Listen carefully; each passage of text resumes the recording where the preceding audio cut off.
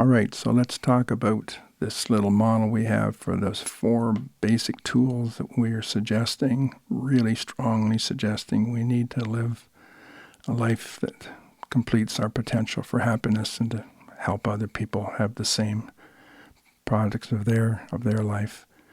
So we start this little pyramid with, in the base, self-management. Everything bases on, are we managing our life as well as we should? From there, it's going to motivate us to want to understand ourselves better, because we're going to start to see with the problems we have with self-management that often we're not motivated sufficiently to carry through with what we know we need to be carrying through with. So self-understanding really gives us a lot of those insights to see, why is it that I'm not doing what I know I should be doing, which is some of the problems that we have with many people who read great books and hear great teachers, but they don't implement what they hear. We're suggesting self-management, which we're going to give you about on this particular riff quite a bit more on. And then that leads up into self-awareness. And self-awareness, here we have what we call knowing. And this knowing is beyond just putting together the goals and the management and all that. There's a part of us that is really essential, and it comes with being aware of who we are in the moment that we are there. More on that a bit later. And those 3 tools, of course, start to manifest completely in what we're calling self-expression. So let's just go back to this self-understanding piece.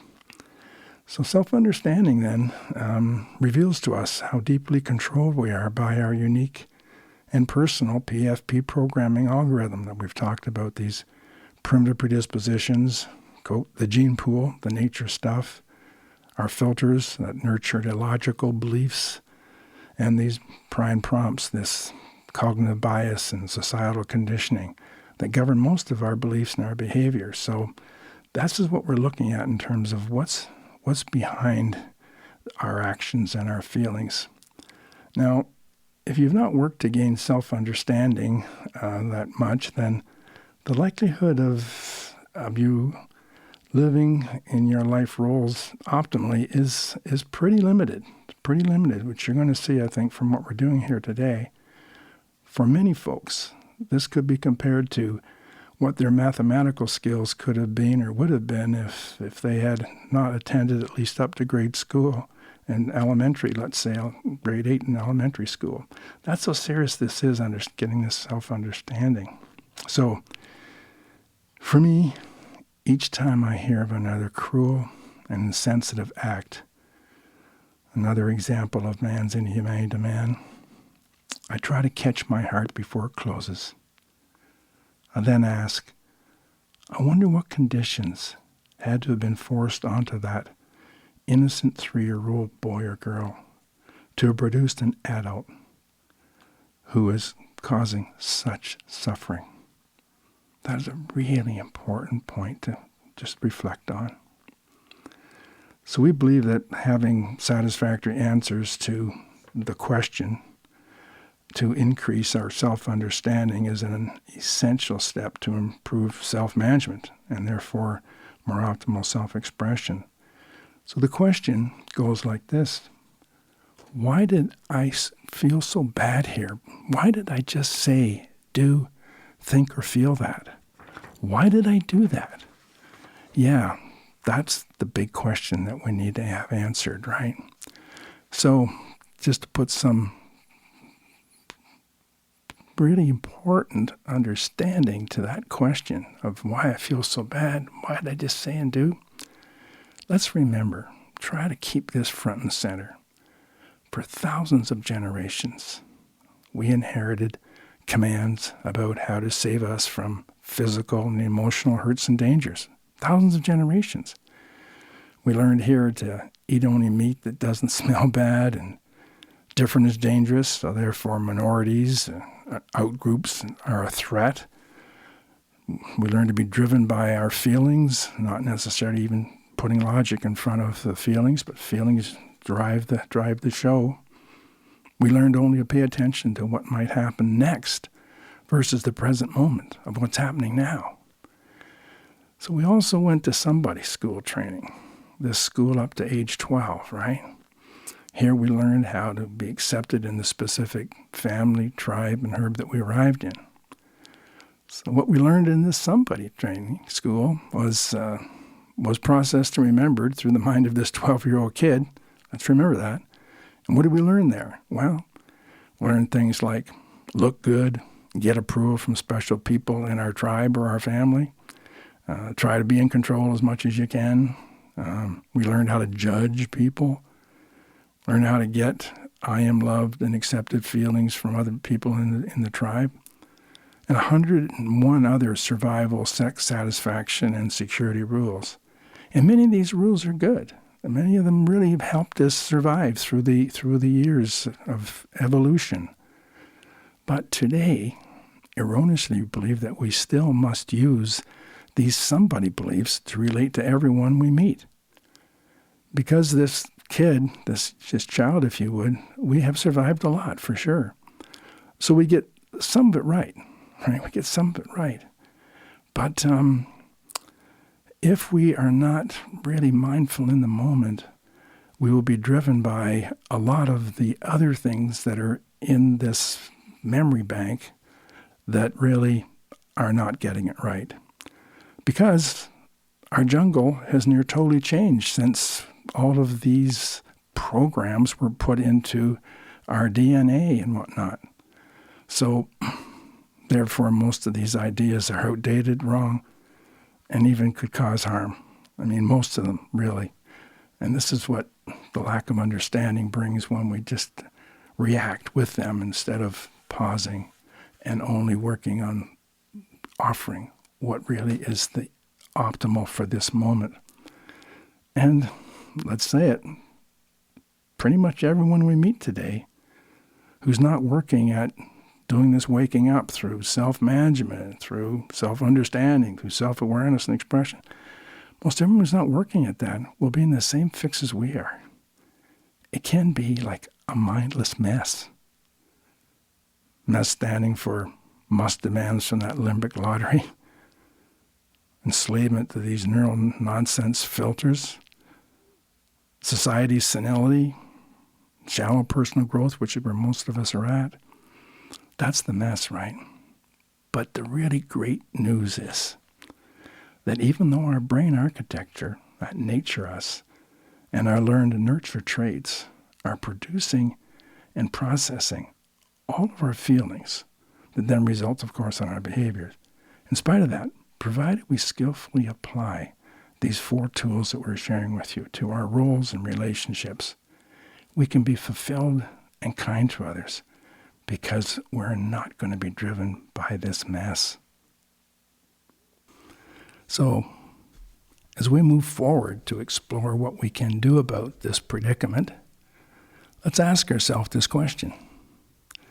Could it be that the annoying person whom we so readily and self-righteously often resist, criticize, or punish without a thought is really responding through their own 7-year-old, 12-year-old PFP programming without any deliberate intention on their part? They're just there, as we said, involved in the mess.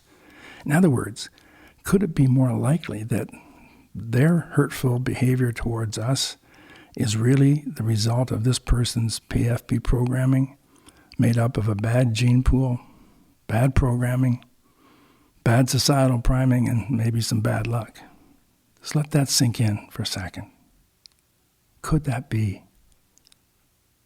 And further, could it not be possible that if you had their brain architecture, their gene pool, their conditioning as a child, their societal priming, and maybe their bad luck, is there not a good chance that you would very much be like them in their behaviors and responses?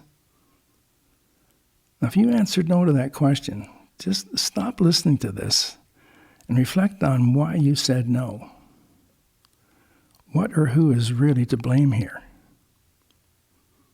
So, we ask what part of others' behavior, their annoyances, their anxieties, their angers, their aggressions, is their fault.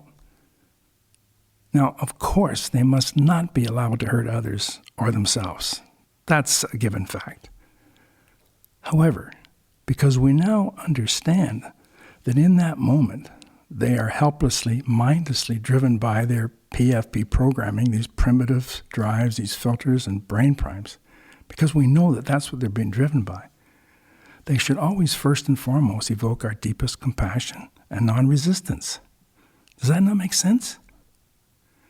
So we don't think there is a bigger and a more costly mistake being made by almost everyone than the erroneous assumption that the person who just triggered your impatience, frustrations, anger, embarrassment, fear, guilt, and any other negative emotion is actually really responsible, because they are not. We know better now.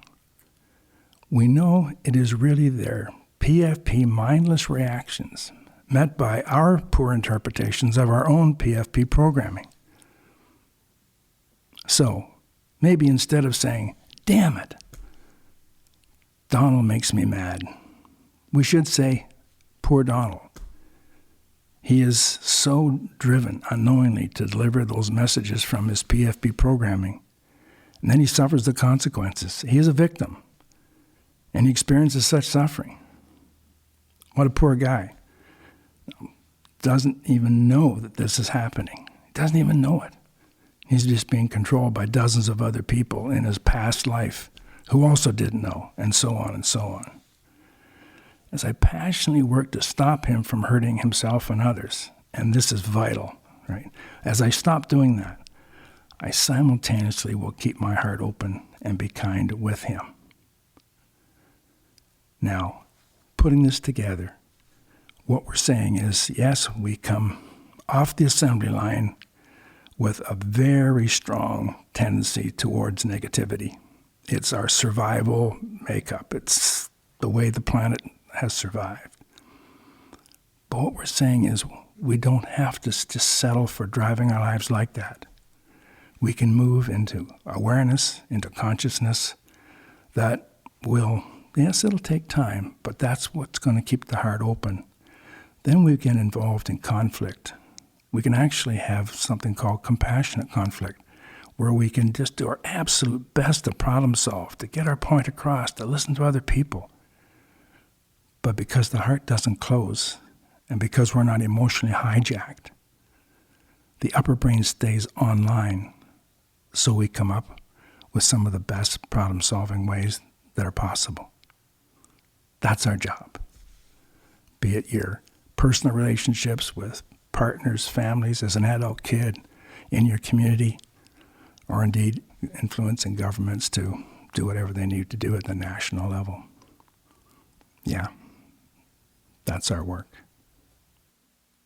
Now let's explore how this lack of self-understanding messes up a lot of lives, and how knowing means remembering in the moment, the present moment, how that gets us out of this prison, okay? Knowing. Tell you a story of great concern. Here's my true confess. Worldwide suffering would not have to be, if not you, I do possess.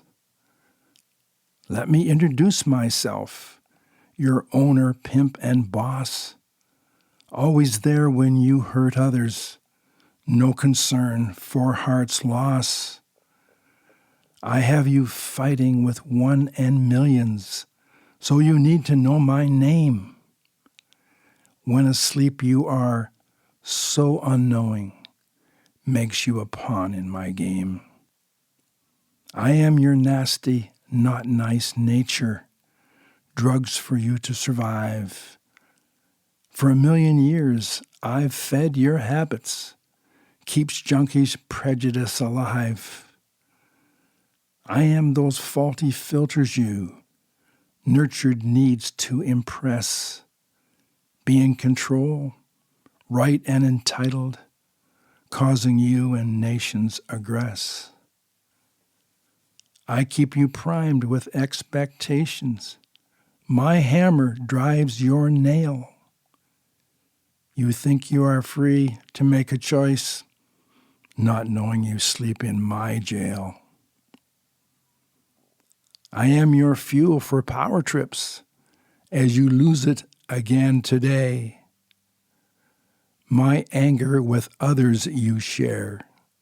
I so control the games you play. Just change what you should and can be changed to correct the terrible wrongs. Instead, I make you dance with anger, singing your bad guy songs. Yourself that knows not that you are here is fueled by my unknown source. Primitive brain filters and primes, takes good people off to wars. Asleep you blame others for your pain that they appear to cause. Forgetting like you, they not yet have say. Non-conscious they must follow my laws. Religions, color, orientation, and flags, heart's armor so often used. When I have you believe yours is best, then many tragically abused. Such cruel deceit, your make-believe justice, in the illusion of having free will. Logic screams there can't be guilt till non-conscious you do kill. Most so quick to judge those sinners, Lord, put them in hellish place. But why, she asks, for victims they are.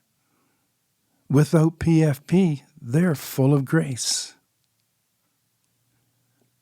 When your insecure self needs a lift, I have you judge LGBTQ.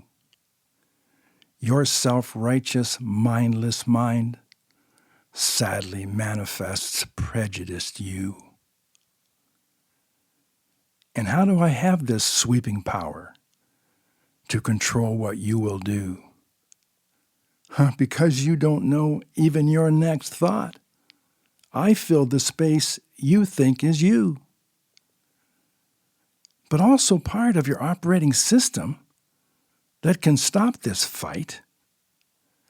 As you awake to here and now, you can change my dark to light. In your potential is a hidden wholeness, healing power for life's game. You can become more than the sum of your parts, never again in anger to blame. However, the deck is stacked in my favor, for my dark comes au naturel. Light must be both learned and earned, truth seekers through the ages tell.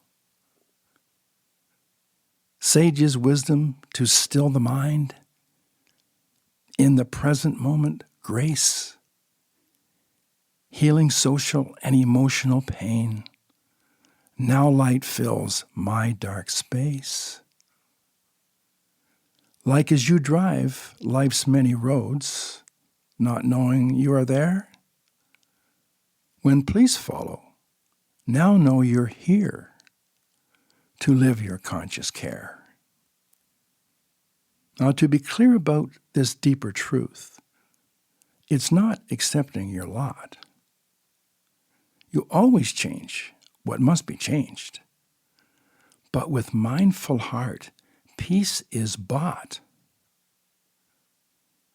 I make it look like them doing you harm, a place to lay the blame. But as you remember, it's me in them, another win I cannot claim. For wholeness has a hidden just right in what appears to be wrong. As you awake, aware, and allow, you'll sing the sacred song. Now from my dark can come this light, a calm and caring you. Even in conflict, no anger found. Leonard says it well in Hallelujah. As you awaken to this deeper truth and birth the holy dove, the enemy who still must be fought, you give a special love. Not passions feel, for this love, known only by a few. With must battle comes true forgiveness, for they know not what they do. Imagine nothing to kill or die for. It's easy if you try. The world can truly be as one. Just to me say your goodbye. Now, as I live this awakened presence, you'll stop your mistaken whine. For you now know the hate is all about me, not Israel, not Palestine. And believing the illusion, the problem is others, you miss doing your part. Change what you can to relieve the suffering. Stop making it worse with closed heart. As I enter your mindless space to create hate of enemy, catch yourself having my angry thoughts and watch awareness set you free. It's me yelling across kitchen tables and on that battlefield. Awake, awake from deep sleep. Time for closed hearts to the light yield. When you remember to be here now, wars I no longer create. 100 ways of having pain. Instead, peace we do make. As the conscious you enters must battles, go as funeral of dear friend. Shuts off my power, the source of suffering. Now wars come to end. Then I can no longer direct your path, for as you awake, I die. Because you now know there never has been a bad or good guy. Thanks for listening. PFP.